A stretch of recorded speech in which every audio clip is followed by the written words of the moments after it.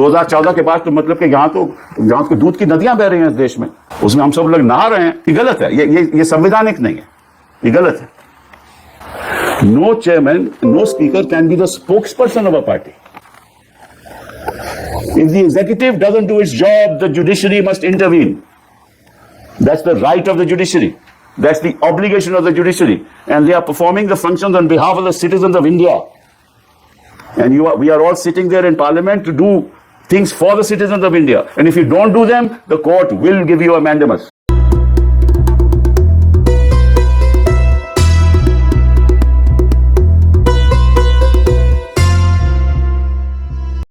आज के दिन भी अगर किसी संस्था पे विश्वास है तो जुडिशरी पे है। और मुझे ऐसा लगता है कि जब कुछ सरकार के लोगों को जुडिशरी के निर्णय पसंद नहीं आते तो फिर वो आरोप लगाना शुरू कर देते हैं।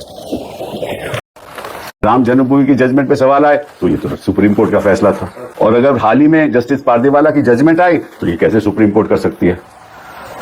मतलब जो आपको जजमेंट सही नहीं लगे, आपके सोच के अनुसार नहीं हो तो वो गलत है, और जो आपके सोच के अनुसार है वो ठीक है। और एक कॉन्स्टिट्यूशनल फंक्शनरी को ऐसी बात कहनी मैं समझता हूं उचित नहीं है। मैं उनका बड़ा आदर करता हूं, लेकिन आपने कह दिया कि article 142 is nuclear fissile material, nuclear missile. ये कैसे कह सकते हैं आप? आपको मालूम है कि आर्टिकल 142 के द्वारा सुप्रीम कोर्ट को संविधान ने हक दिया है। ये किसी सरकार ने हक नहीं दिया, संविधान ने हक दिया है टू डू कंप्लीट जस्टिस। पहली बात ये। दूसरी बात, और ये मैं देश की जनता को बताना चाहता हूं कि president of India is a titular head. जब प्रेसिडेंट अपनी फंक्शंस करता है वो कैबिनेट की एडवाइस के अनुसार करते हैं। The President acts on the aid and advice of the Council of Ministers. The Governor of a state acts on the aid and advice of the Council of Ministers in the state. तो अगर कोई विधेयक पारित होता है तो governor के पास जाता है। गवर्नर, संविधान ने हक दिया है, गवर्नर कमेंट्स करके वापस भेज सकता है विधेयक को, और फिर अगर दोबारा पास कर दे लेजिस्लेचर, असेंबली पास कर दे तो गवर्नर को साइन करना पड़ता है। ये संविधान कहती है। गवर्नर ये भी कर सकता है कि कोई विधेयक हो वो प्रेसिडेंट को भेज दे अपनी कमेंट के साथ कि मुझे ये सही नहीं लगता, और प्रेसिडेंट अपने व्यक्तिगत अनुसार कुछ नहीं करती। President acts on the aid and advice of the council of ministers. वो बात सरकार, केंद्र सरकार पे जाती है, केंद्र सरकार के काउंसिल ऑफ मिनिस्टर पे जाती है। वो एडवाइस करते हैं प्रेसिडेंट को कि क्या करना है। ये प्रेसिडेंट का व्यक्तिगत हक नहीं है। ये धनखड़ जी को मालूम होना चाहिए। उन्होंने कहा कि आप प्रेसिडेंट की पावर को कैसे कंट्रोल कर सकते हो? तो कौन कर रहा है प्रेसिडेंट की पावर को कंट्रोल? मैं उदाहरण के तौर से आपको बताना चाहता हूं कि गवर्नर के पास विधेयक जाए और वो 2 साल वहां पड़ा रहे, वो अहम विधेयक हो कि जिसकी जनता के प्रति कई चीजें करनी हो, तो गवर्नर क्या बैठ सकता है? 2 साल बैठ सकता है उस मामले में, और कोर्ट को कोई अधिकार नहीं है कुछ करने का। This is in fact an intrusion on the supremacy of the legislature. ये तो उल्टी बात है।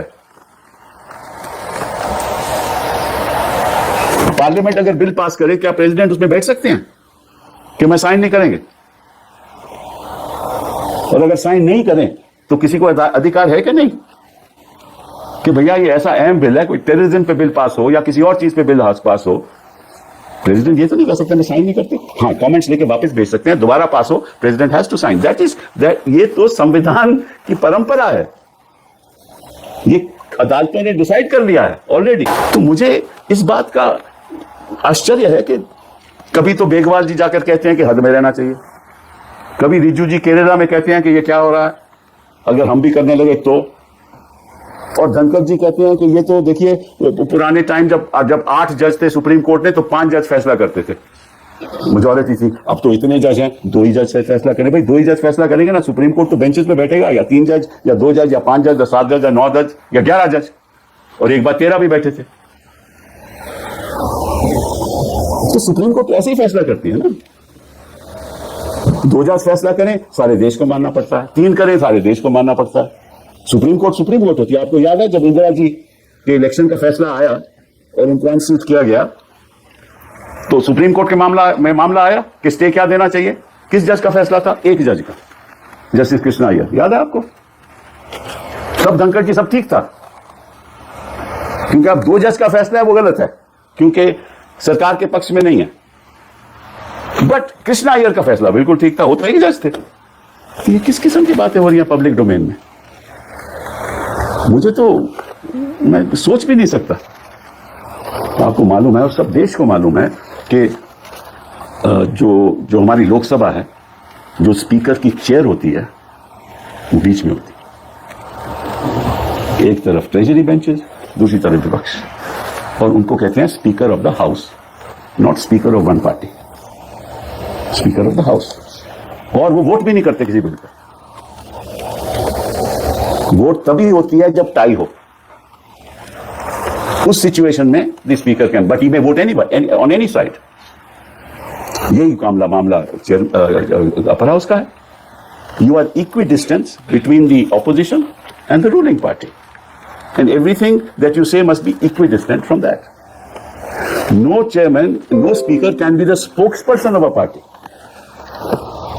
ये तो नहीं हो सकता ना। मैं ये नहीं कहता कि ये हैं, but no speaker in principle can be the spokesperson of any party. और अगर ऐसा लगता है तो फिर वो चेयर की गरिमा कम हो जाती है। हम तो चाहते हैं कि निष्पक्ष तरीके से काम हो। अभी धनखड़ जी कहते हैं देखिए इतनी डिसरप्शन होता है पार्लियामेंट में। वो मुझे याद है सुषमा स्वराज जी जब और अरुण जेटली जी जब डिसरप्शन करते थे तब तो किसी को तकलीफ नहीं थी।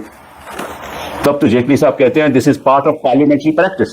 ये तो मतलब कि देखिए ऐसा है, जब आपके प्रेसिडेंट जी स्पीच पढ़ती हैं पार्लियामेंट में शुरुआत के सेशन में, तो स्पीच कौन लिखता है? प्रेसिडेंट लिखता है या लिखती हैं? स्पीच तो कैबिनेट लिखती है ना, काउंसिल ऑफ मिनिस्टर्स पास करते हैं ना। जो भी वक्तव्य देना हो एज अ गवर्नमेंट, हर चीज पे साइन प्रेसिडेंट का होता है, लेकिन फैसला काउंसिल ऑफ मिनिस्टर्स का होता है। ये हमारा सिस्टम ऑफ गवर्नेंस है। अगर आपको कोई तकलीफ भी है किसी फैसले से तो उसको रिव्यू कीजिए।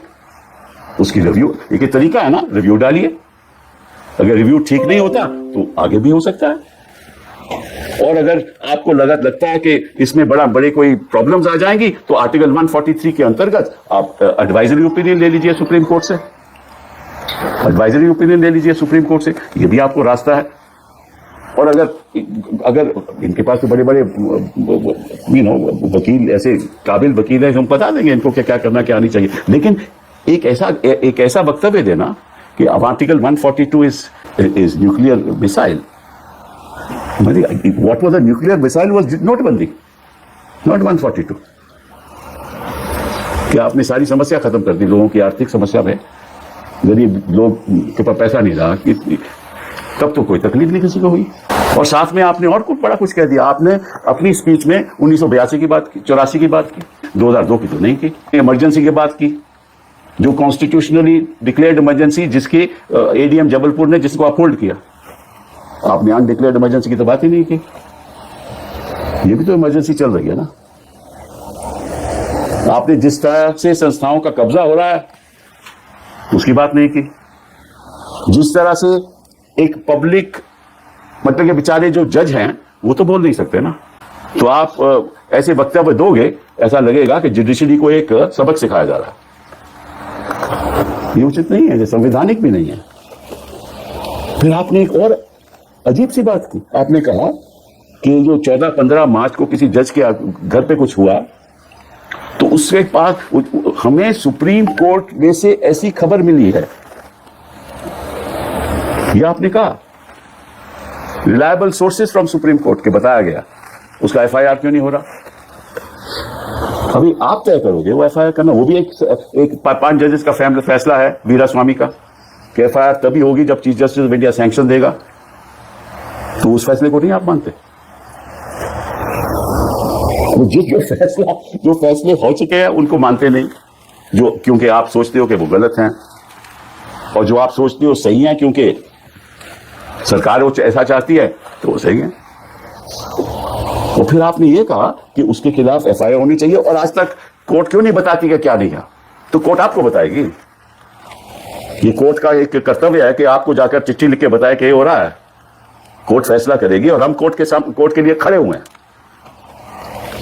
कोर्ट को तथ्य तक पहुंचता है कि किसने साजिश की, किसने नहीं की।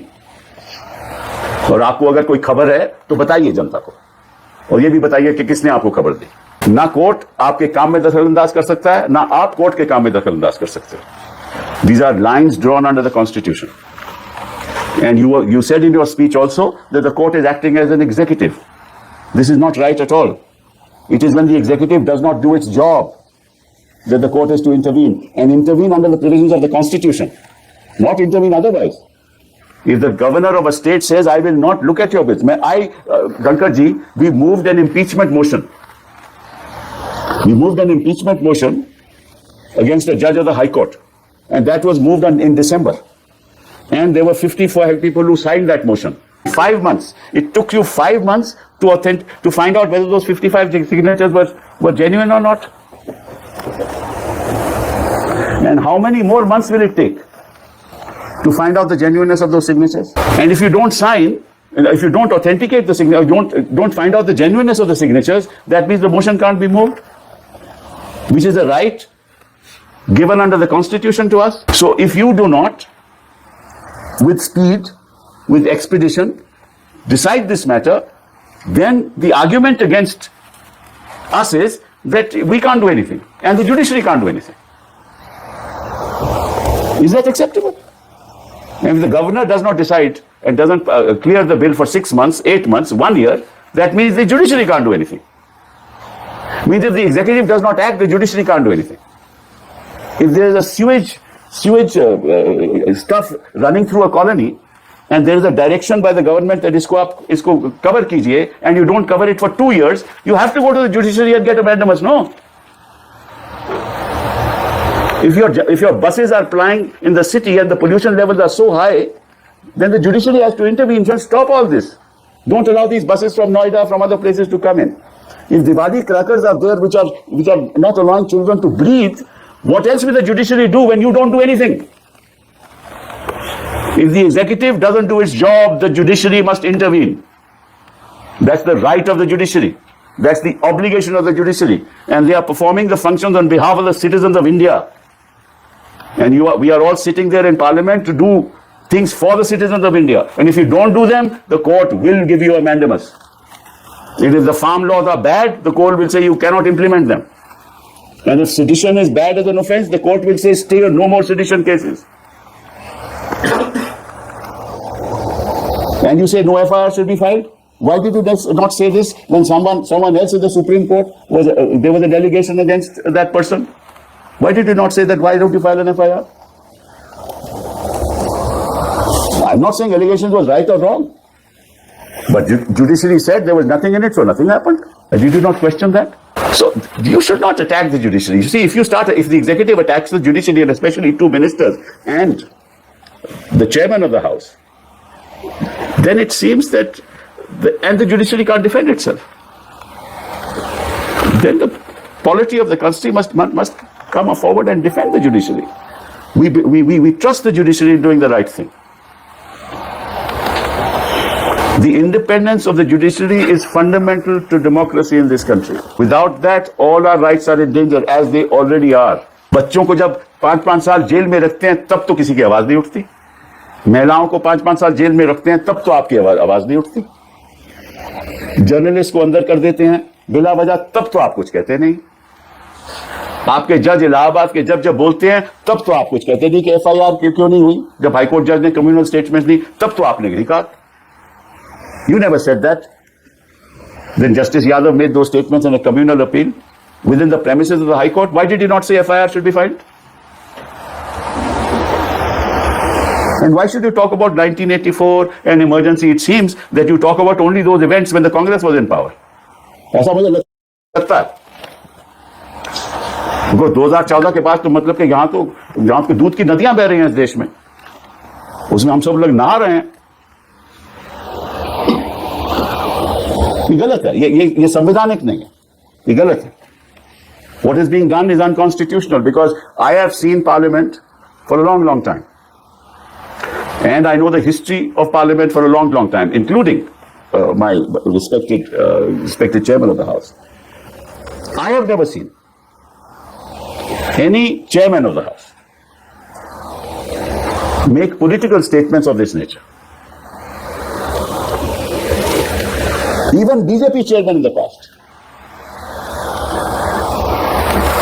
आपका तो डिस्क्रेशन है कि किसको बोलने दो, किसको नहीं बोलने दो, किसका माइक बंद कर दो, किसका नहीं बंद, उसमें तो कुछ कर ही नहीं सकते क्योंकि वो तो आपका इंटरनल मैटर है।